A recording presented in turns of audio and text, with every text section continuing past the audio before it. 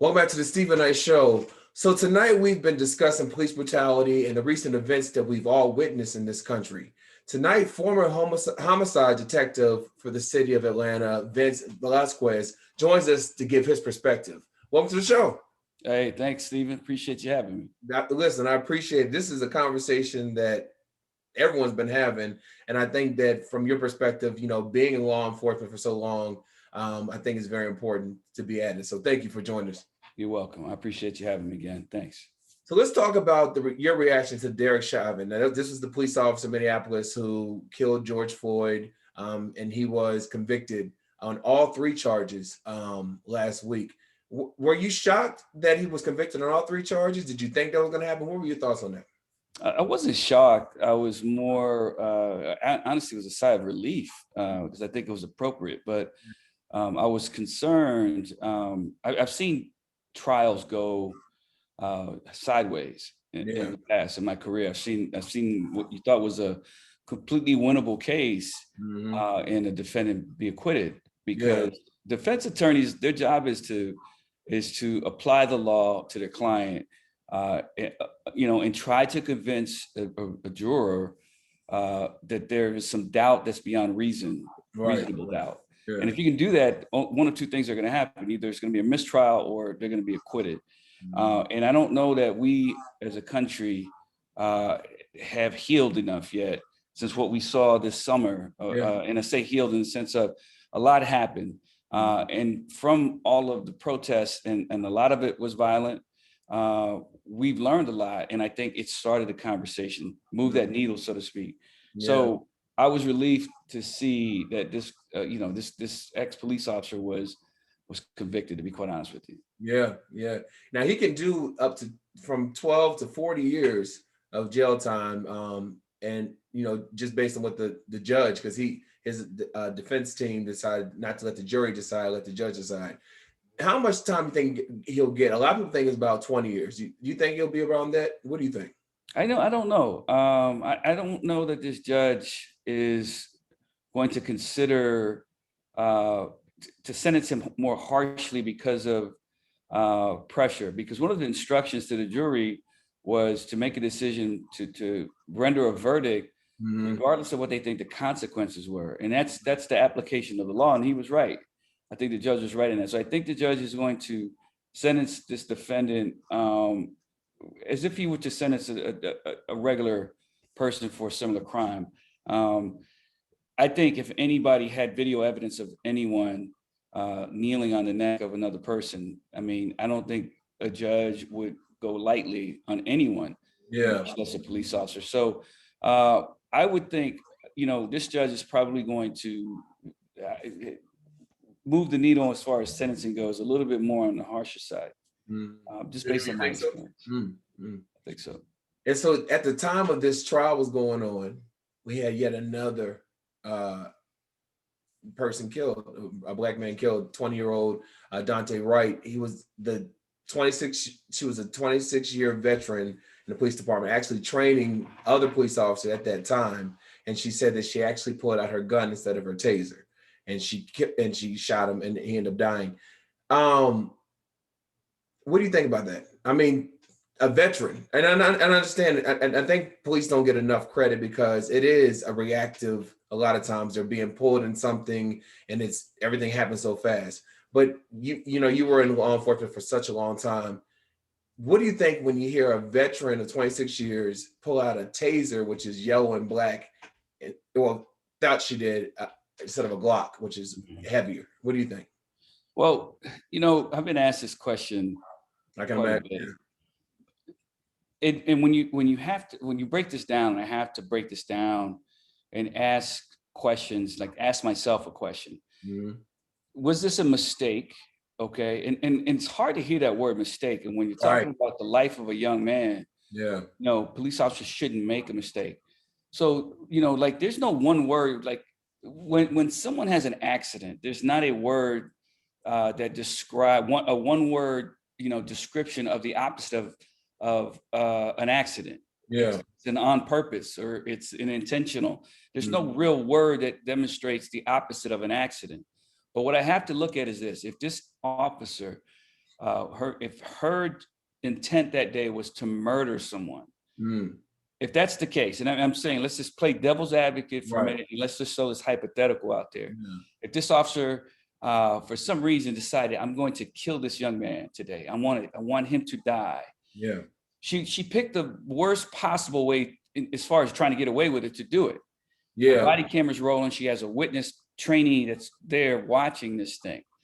So then if you don't believe that it was intentional, then you have to accept it was accidental. Doesn't excuse her actions. Right. One or the other. It's either on purpose or it was an accident. Yeah. Now, I will tell you this. I know the difference between a Glock and the difference between a taser. And like you described, one is very light in weight, the taser, and the other one's heavier. And the one difference is black and metal, and one is plastic. Yeah. Right. Your weapon, your handgun is on your strong side. If you're right-handed, it'll be on your right hip. Right. And then your taser will be a cross draw across the other side.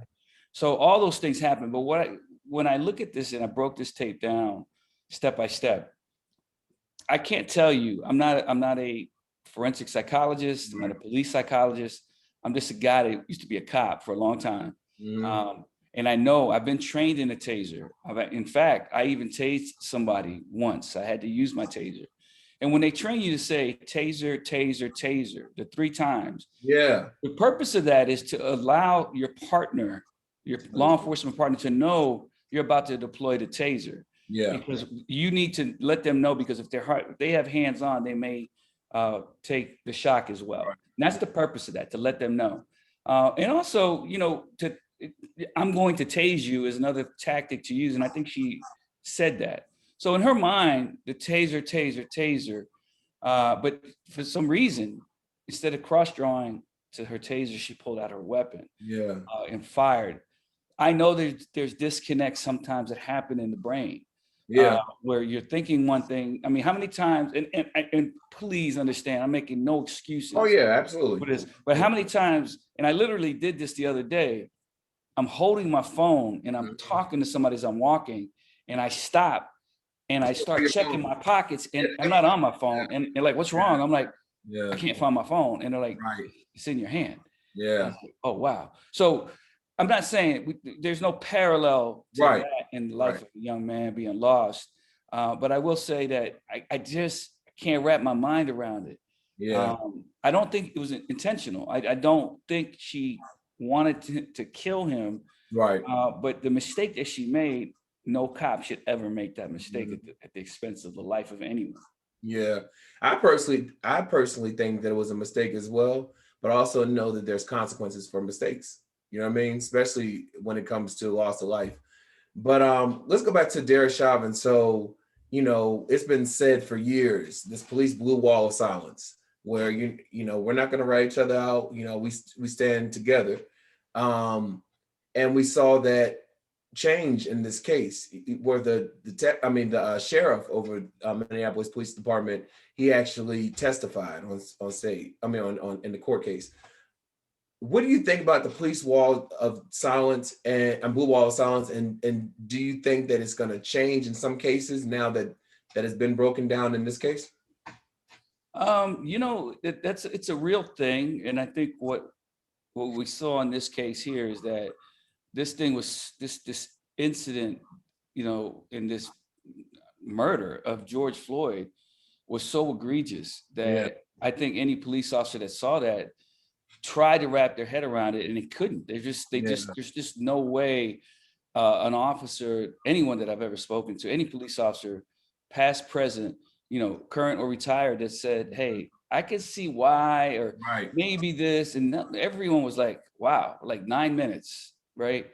9 minutes of having your knee in someone's neck when the man is handcuffed and he begins to move, and even after he stops moving, you continue to have your knee there. So with all that said, that in this respect, that blue wall of silence crumbled. And I think it's a good start for police officers to understand that at the end of the day, police officers work as teams a lot of times. But when there's someone doing something wrong, then you have to take yourself off of that team. You become a one-person team. And I think if anything comes out of this situation, I would love to see or hope that they're talking about training for police officers to report crimes when they're seeing officers mistreat people and interact. And I say to the point where if they see an officer mistreating someone, especially someone that's in custody, handcuffed and helpless, that they take action. The other officer takes action to stop that physical assault, to stop that excessive force, to stop that policy violation, whatever they're doing, to literally step in and say, and become a shield and say no more. I think this is a good step in the right direction. Yeah, most definitely. Most definitely. And so the city of Minneapolis, the police department is being investigated for their treatment because, following George Floyd and then now Daunte Wright.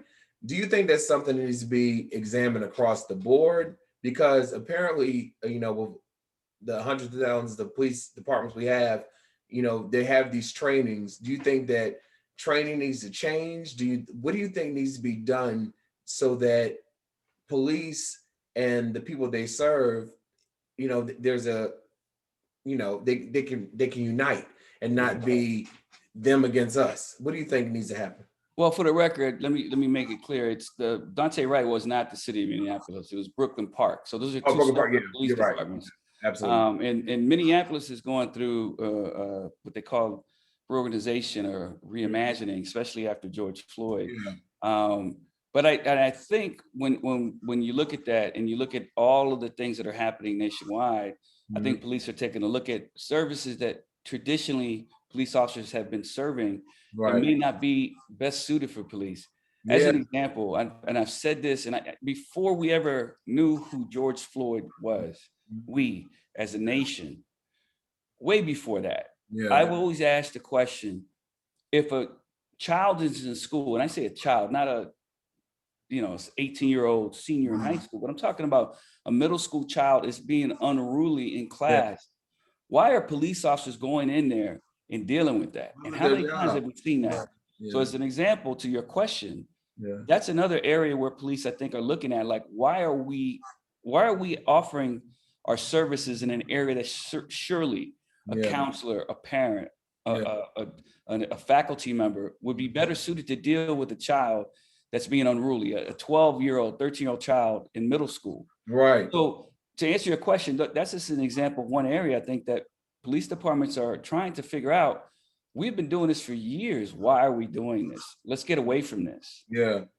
And we talk about defunding the police, and people get that, I think, and many times they get it confused with taking money away from the police, but it's allowing other resources, like you mentioned, when we're dealing with students or dealing with mental health situations, having those professionals going and do those, not the police. What do you think about, do you think defund is the trigger word that sets people off, or when we think about that concept of it all? Yeah, and I think it is. And, you could call it what you want. So I've had extreme conversations with people who are for defunding the police and literally say we should take all the money away. They should not be allowed to have all these special weapons and have all these special things that we see over and over police using. And I said, okay, I can understand your concern, but if it was your grandmother or mom that was being held hostage in a house, we gonna call. Wouldn't you want the SWAT team to have those tools to be able to try to save your mom's life? On the other hand, as an example, some of the things that we've been funding that we probably should move those funds somewhere else, and we say mental health, and people people who are against defunding the police. I don't call it that word. Another word I heard our mayor use is reimagining. I like that term. And there's money that's involved in there, but a part of that is when you talk about mental health calls that police go on. Now, if there's a person having a mental health crisis that's a danger to themselves, a paramedic, a third person, then police, I think, should still respond to that. But there's some training that needs to come into play. And if there's training that we need, it costs money for that training. So you can't defund the police. I think you need to move those resources in places, the money that we were using for other things, and move those in other directions. Now, there's a difference between defunding the police and disbanding. And I've heard this argument. I'm 100% against that. I'm against that. We're a country of laws. I believe in the rule of law, but I believe in doing it the right way, treating people with respect and dignity and doing it under the law and operating to where you understand the consequences, right? And I don't think we need to wait till a Derek Chauvin kneels on a George Floyd's neck to start looking at the areas that we can start holding officers accountable, more accountable for the things that we see that build up. From what I'm understanding, and I've read, Derek Chauvin, the Minneapolis police officer, had a history of complaints within his department. So it only been reprimanded once. What's that? I think only been reprimanded once. But if the writing is on the wall, or if it's there, right? If you smell smoke, there's a fire, as they say. So if we can identify those benchmarks along the way with officers, maybe provide more psychological training and counseling, or if you can weed them out, if you start seeing a pattern, then get rid of them. Let's get rid of them and let's get the right people in place. Yeah, because I know we're talking about the blue wall of silence, and a lot of times where police officers were maybe fired from one job, they go for another location and get another one, you know, having that same history. So I think that it needs to be something that tracks them so that they're not able to go in other communities and do the same thing. But let's talk about 16-year-old Michaela Bryant. Now, she was the one that was shot in Ohio. So what, you know, it's still a lot of information coming around about that, but a police officer called on the scene, and they said she called them because she was being jumped by some other women. And when they saw her, she had the knife and she was, you know, on the other woman. And the police officer shot her several times and killed her. And people are saying this one's different. We can't compare this to a George Floyd situation. But the other argument is that why is it when it comes to Black and brown people, it's always, or it seems to be, you know, the shooting is deadly. It's never like shoot the leg, shoot the arm. You know, what do you think about this case? Do you think this one is different, or do you think, what are your thoughts about all that? Well, this case is different. It's unfortunate this young lady lost her life. I mean, you know, people have made some very ugly comments online that I've read, you know, about her and her family. At the end of the day, we're talking about teenagers, and teenagers. I have one. Like I raised a kid. My son is an adult now, but at that age, they're emotional. They're on a roller coaster. They don't know how to control their emotions. So she made mistakes, but that doesn't mean she deserves to die. Now, I will tell you this. I've seen the video. I've seen the body cam video. I've actually freeze framed certain portions of it, blew it up, looked at it, put my own 2 cents on it. And she certainly is about, with a knife in her hand, to strike the other young girl. So as far as the law is concerned, the officer acted within the law, the way officers are trained. Now, the counter argument to that, to people say, well, the officer should have shot her. Had he not done that and she stabbed the other girl and killed her, then I would suspect people would argue, why didn't you stop her? So let's break this down. You mentioned shots to the leg and shots to the arm. Police officers are, if anyone's ever fired a weapon, it's very difficult to shoot a weapon at a target that's moving. 1, 2, your adrenaline is pumping. We used to train, right? And one of the things that we would train, I was on a tactical team in my early part of my career, to get the adrenaline pumping, we would sprint from the 50-yard line to the 25-yard line and do 25 push-ups at the 25 and then sprint to the 15. And now you are so out of breath. And then we would try to shoot from the 15 and the 7-yard line. You would be surprised how difficult it is with that much of adrenaline to strike that target. So if you're trying to strike a center mass target, which is how police officers are trained because it's the biggest target, imagine trying to shoot an arm. Imagine him trying to shoot the young lady with the knife in her arm and miss and actually strike the other girl, or her leg and strike the other girl. So in this particular instance, my initial thought, unless more evidence comes out from what I've seen, and I haven't seen anything more than anyone else has, that this officer did what he had to do to save the other girl's life. It's unfortunate. And true, she made the choice to pick up the knife, whether she called police or not. She made the choice to wield the knife in an aggressive posture. But I have to think this is a 16-year-old girl. Both of them are teenagers, and there's a lot of emotions going on, and their minds are not developed like ours yet. So all those things, but an officer doesn't have, the latitude or the time to stop and consider all that. It's not like we can get out of a car as a police officer, press pause, take a look around, press pause, play again for a second, press pause one more time, take another angle, and then make a decision. You have a split second to make a decision, and that's how you're trained. It's very unfortunate, and my heart and prayers go out to this girl's family. I don't know how this officer could have. Now people say, well, maybe you could have tased her. A taser is it's hit or miss, literally. Two prongs have to hit, and then if you hit the taser on the right spot, depending on where you hit it, it doesn't always work. So when you have to make a decision on trying to stop that force to save someone's life, you have to use the amount of force that's equal or that can immediately stop that threat. And that's how officers are trained. And unfortunately, I don't see that this officer had another choice. My only thing with that, I think that even if he did shoot her, why he had to shoot her 6 times? I think it was 6 times he shot her. But I mean, again, I do think this situation was definitely different because it was an instant thing as opposed to leaning your knee on someone's neck for 9 minutes and 29 seconds. Indeed. And one quick thing, Stephen, you hit on something I think is important.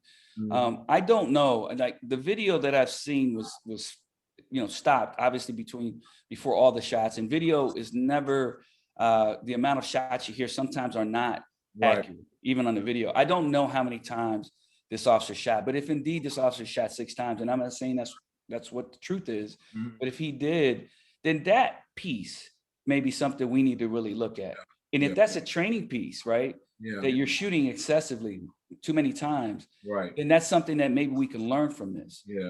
And that's a great point. I'm glad you brought that up. Because even the family, her mother, who has been speaking out on CNN and other networks, she said that she don't want to talk about that part.